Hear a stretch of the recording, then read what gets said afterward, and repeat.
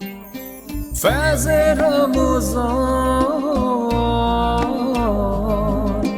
فیض رمضان،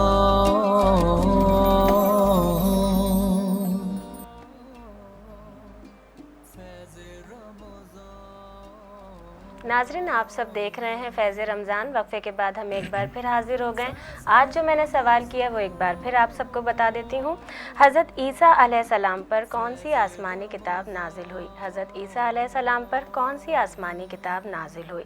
3 آپ کو آپشنز دے رہے ہیں: زبور، انجیل، توریت۔ آپ نے اس کا صحیح جواب بتانا ہے۔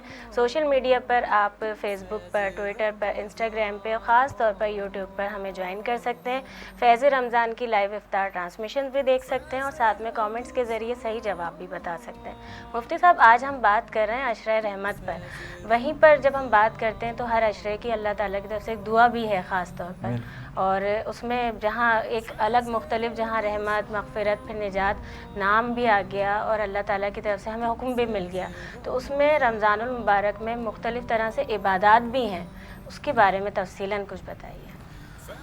رسول پاک صلی اللہ علیہ وسلم نے اس کی تفصیل جو ہے وہ اپنی احادیث میں، اپنے فرامین میں جو ہے وہ بتا دی ہے۔ مختلف مقامات پر آپ علیہ السلام نے مختلف جو ہے دعائیں ارشاد فرمائی ہیں۔ کچھ مختصر ہیں اور کچھ جو ہیں وہ طویل ہیں، تو عوام الناس کے لیے تو طویل جو دعائیں ہیں وہ یاد کرنا خاص مشکل ہو جائے گا۔ مختصر سی دعا یہی ہے کہ اس عشرے کے اندر یہ دعا پڑھنی ہے: اللہم انک عفو تحب العفو فاعف عنا یا غفور یا غفور یا غفور۔ یہ دعا جب کثرت سے پڑھیں گے تو اللہ تعالیٰ سے اپنے گناہوں کی معافی مانگ رہے ہیں اور اپنے رب کے سامنے اپنی عاجزی کا اظہار کر رہے ہیں اور رب کی بڑائی کو بیان کر رہے ہیں۔ تو یہی چیز اللہ تعالیٰ کو جو ہے وہ بہت زیادہ پسند ہے کہ جب بندہ اپنے مالک کے سامنے حاضر ہو کر اپنی عاجزی کا اظہار کرتا ہے اور اپنے رب کی بڑائی کو بیان کرتا ہے، تو اللہ تعالیٰ کو یہ چیز بڑی پسند ہے۔ تو اس دعا کے اندر ایک خصوصیت یہ ہے کہ اس دعا میں یہ اللہ تعالیٰ نے یہ تاثیر رکھی ہے کہ جو بندہ اس عشرے کے اندر یہ دعا کثرت سے پڑھے گا صبح و شام، تو اللہ تعالیٰ اس دعا کی برکت سے اس کی بخشش کاملہ فرمائے گا۔ سبحان اللہ۔ تو اس لیے جو ہے اس لحاظ سے جو ہے وہ کم از کم دن میں جو ہے وہ اگر نہیں زیادہ نہیں پڑھ سکتے تو صبح و شام ضرور پڑھیں، صبح کی نماز کے بعد پڑھیں، اور اسی طرح جو ہے مغرب کے وقت جو ہے وہ یہ دعا پڑھ لیں گے تو یہ دن اور رات جو ہے وہ دونوں کو جو ہے وہ کافی ہو جائے گا۔ اور اس کے علاوہ تعداد زیادہ بھی کر سکتے ہیں، جس کے پاس جتنا وقت ہو اسی اعتبار سے اس کی جو ہے وہ اس کا ذکر کریں گے تو انشاءاللہ تعالیٰ اس کی برکت سے جو ہے وہ اپنے بندوں پر رحم بھی فرماتا ہے اور ان کے گناہوں کو جو ہے وہ معاف فرماتا ہے اور اپنے بندوں کو گناہوں سے جو ہے وہ پاک کرتا ہے۔ تو اس لیے یہ زیادہ بہتر ہے کہ اس مہینے میں جو ہے وہ اس عشرے کے اندر یہ دعا خاص طور پر جو ہے وہ پڑھی جائے۔ اچھا، جہاں ہم بات کرتے ہیں رحمتوں کے نزول کی اس ماہ مبارک میں، خاص طور پہ پہلے عشرے میں، وہیں پر کچھ بتائیں گے، ارشاد فرمائیں گے کس طرح سے کہ وہ صرف رزق میں ہو جاتا ہے کہ دسترخوانوں کی رونق وہ تو پورے ماہ رمضان میں بڑھ جاتی ہے، لیکن عبادات میں یا رحمت کو ذرا بتائیے۔ رب کی رحمت کا جہاں تک تعلق ہے تو وہ میں نے پہلے بھی عرض کیا کہ وہ ویسے تو عام حالات میں بھی جو ہے وہ بہت زیادہ اپنے بندوں کی طرف متوجہ رہتی ہے، تو یہ خاص موقع ہیں، اور جیسے رمضان کا مہینہ ہو گیا، شب برات ہو گئی، شب معراج ہو گئی، یہ خاص جو ہے وہ مواقع اور گھڑیاں اللہ تعالیٰ نے عطا فرمائی ہیں جن میں اللہ تعالیٰ کی رحمت جو ہے اپنے بندوں کی طرف بہت زیادہ متوجہ ہوتی ہے۔ اور حدیث شریف میں آتا ہے کہ جب سحری کا وقت ہوتا ہے تو اللہ تعالیٰ کی رحمت جو ہے اپنے بندوں کو آواز دیتی ہے اور کہتی ہے کہ ہے کوئی مانگنے والا کہ میں اس کو عطا کروں، ہے کوئی جو ہے وہ بخشش طلب کرنے والا کہ میں اس کو معاف کر دوں، اس کے گناہوں کو معاف کر لوں، ہے کوئی تکلیف میں مبتلا کہ مجھ سے مانگے اور میں اس کو تکلیف سے نجات عطا کروں۔ اور حضرت عبداللہ ابن عباس رضی اللہ تعالیٰ عنہ سے روایت ہے کہ نبی پاک صلی اللہ علیہ وسلم نے ارشاد فرمایا، اللہ تعالیٰ روزانہ 3 مرتبہ یہ آواز دیتا ہے اور روزانہ فرماتا ہے کہ ہے کوئی سوال کرنے والا جو مجھ سے سوال کرے اور میں اس کے سوال کے مطابق اسے عطا کروں، ہے کوئی توبہ کرنے والا کہ جو مجھ سے توبہ کرے اور میں اس کی توبہ کو قبول کروں، ہے کوئی ایسا شخص جو اپنے گناہوں کی بخشش چاہے اور میں اپنے بندے کو گناہوں سے پاک کر دوں۔ تو یہ حضرت عبداللہ ابن عباس فرماتے ہیں کہ اللہ تعالیٰ روزانہ پورا رمضان میں تسلسل سے روزانہ جو ہے وہ 3 مرتبہ یہ آواز دیتا ہے۔ تو اب اگر بندے متوجہ ہوں رب کی طرف، اپنے گناہوں کی معافی چاہیں تو اللہ بڑا کریم ہے۔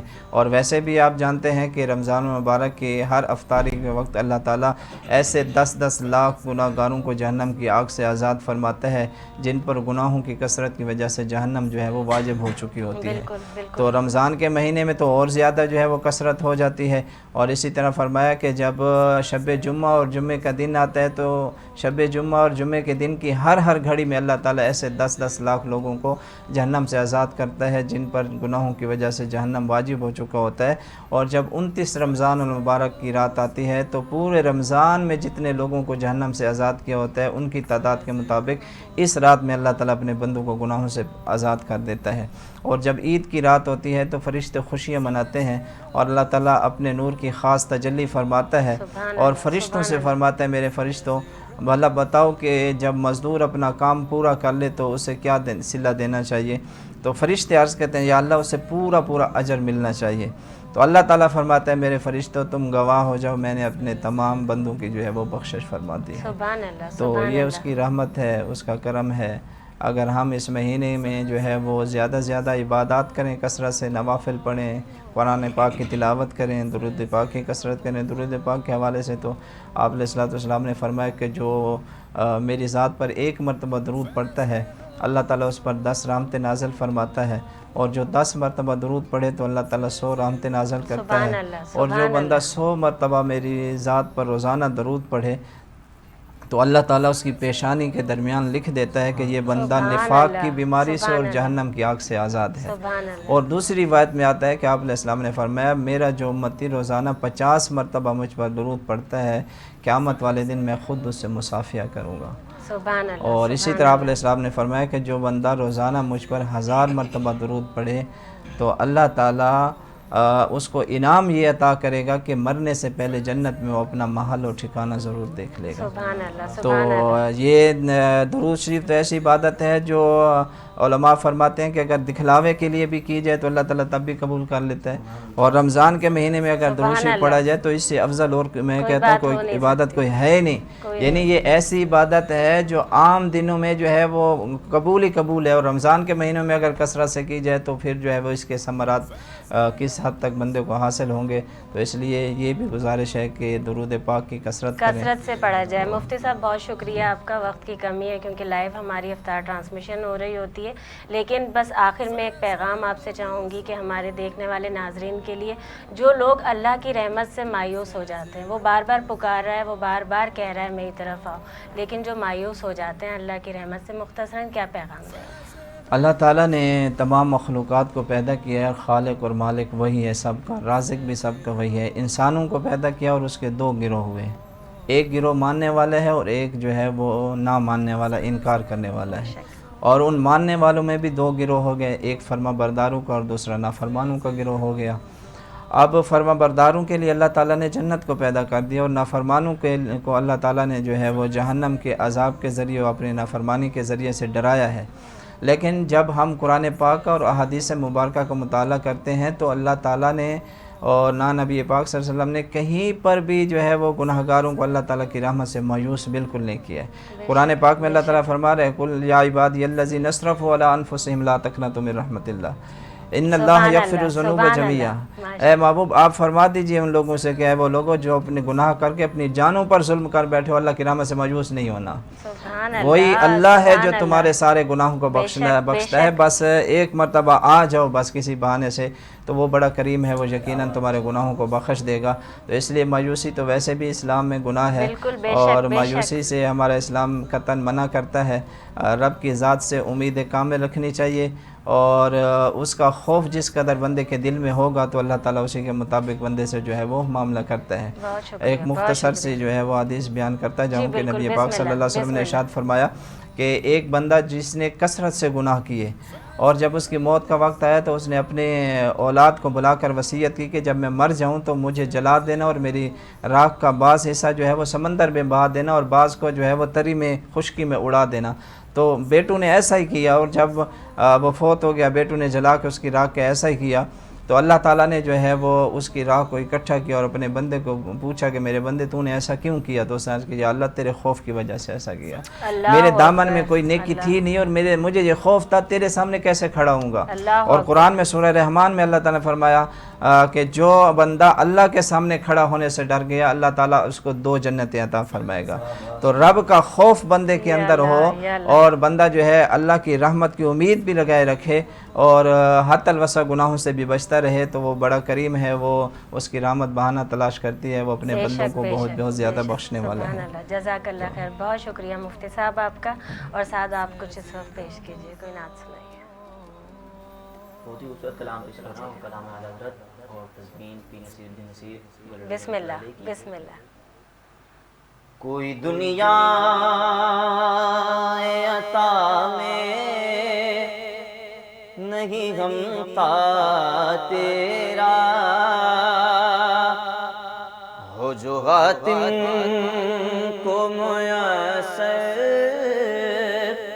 یہ نظارہ تیرا، کہ اٹھے دیکھ کے بخشش میں یہ رتبہ تیرا، وعدہ کیا جود و کرم ہے سگے بتگا تیرا، نہیں سلطان ہی نہیں مانگنے والا تیرا، نہیں سلطان ہی نہیں مانگنے والا تیرا، کچھ بشر ہونے کے ناطے تجھے خود سا جانے، اور کچھ محض پیامی ہی خدا کا مانے، ارے ان کی اوقات یہ کیا ہے کہ یہ اتنا جانے، فرش والے تیری شوکت کا علو کیا جانے، خسروا عرش پہ اڑتا ہے پھریرا تیرا، خسروا عرش پہ اڑتا ہے پھریرا تیرا، کیا جو دو کرم ہے شہ بتگا تیرا، نظر عشا کے نبی ہے یہ میرا حرف غریب، منبر باز پہ لڑتے رہے آپس میں خطیب، بس یہ عقیدہ رہے اللہ کرے مجھے کو نصیب،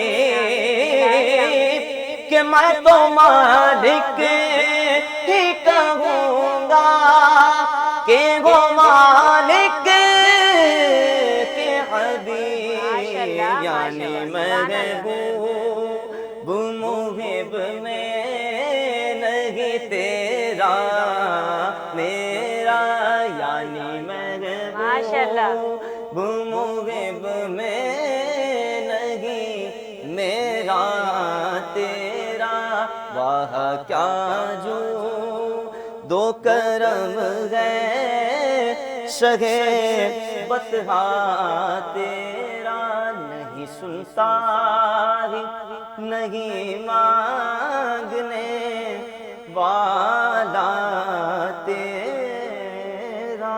سبحان اللہ سبحان اللہ، ماشاء اللہ، جزاک اللہ خیر۔ مفتی صاحب آپ کا بھی، آپ دونوں مہمانوں کا بہت شکریہ۔ ناظرین آپ سب دیکھ رہے ہیں فیض رمضان، ابھی حاضر ہوتے ہیں ایک وقفے کے بعد۔